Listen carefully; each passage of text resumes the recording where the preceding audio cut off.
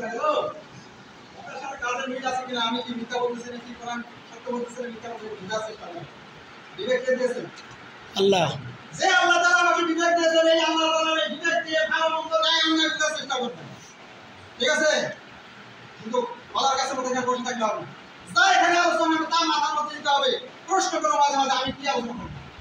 পরীক্ষা যদি পাস না করতে পারেন তাহলে আপনাদের জন্য ঠিক থাকবে ঠিক আছে কথা হবে মাত্র লাকুম দীনুকুম ওয়ালিয়া দীন আমার আল্লাহ যা ঘোষণা দেন যার দিন সেই মান্য করবে কেউ কারো দিনের উপরে হিংসা বিদ্রোহ করবে না আজকে স্বাধীন রাষ্ট্র পেয়ে আমি মুসলমান হয়ে অন্য ধর্মের উপরে অন্যায় অবিচার জুলুম নির্যাতন করবে হবে না এই নিষেধ করলেন আল্লাহ যে যার ধর্ম ইহুদির ধর্ম পালন করবে খ্রিস্টানের ধর্ম পালন করবে মুসলমানের ধর্ম পালন করবে তারা স্বাধীনভাবে একভাবে ধর্ম পালন করবে কেউ কারো ধর্মের উপরে আঘাত করবে না কেউ কারো উপরে অন্যায় অবিচার করবে না জুলুম নির্যাতন করবে না আগুন ধাওয়া করবে না রাও করবে না জুলুম নির্যাতন করবে না মার ধর করবে না কি বলেছে আল্লাহ বিপরীত প্রতি হিংসামূলক কাজ চালানো না প্রতিবেশী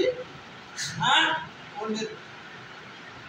বিভিন্ন সমাজের লোক বিভিন্ন ধর্মের লোক একই জায়গায় বসবাস করতে পারে একই সমাজে হিন্দু সাঁওতাল খ্রিস্টান বৌদ্ধ বসবাস করতে পারে তাই বুঝি একে অপরের উপরে জুলুম নির্যাতন চলবে না সংখ্যালঘুদের উপরে অন্যায় অবিচার চলবে না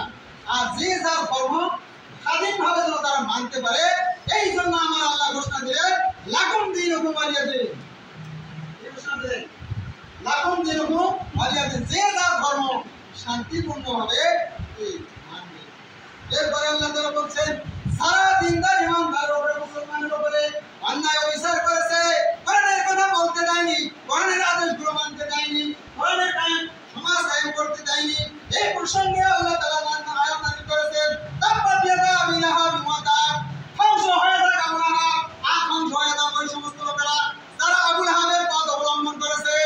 কথা ঠিক আছে আল্লাহু আকবার আল্লাহু আকবার আল্লাহু আকবার আল্লাহু আকবার আল্লাহু আকবার আল্লাহু আকবার কতদিন পর তুমি বলছো 17 বছর পর আল্লাহ তাআলা যেভাবে আমাদেরকে চলতে নির্দেশ দিয়েছেন সেইভাবে আমরা আর তার বংশধররা তারা মনে করে আমরা যদি অর্থের পাহাড় করতে পারি এই অর্থের পাহাড় আমাদেরকে কল্যাণ দিবে এই অর্থের পাহাড়ের দ্বারা মুক্ত হব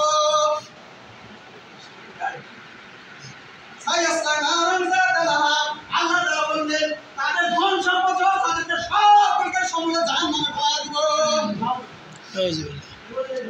আল্লাহ ওয়া আমরাতুহু হাম্মালাতাল হাতাব শুধু আবু লাহাবই নয়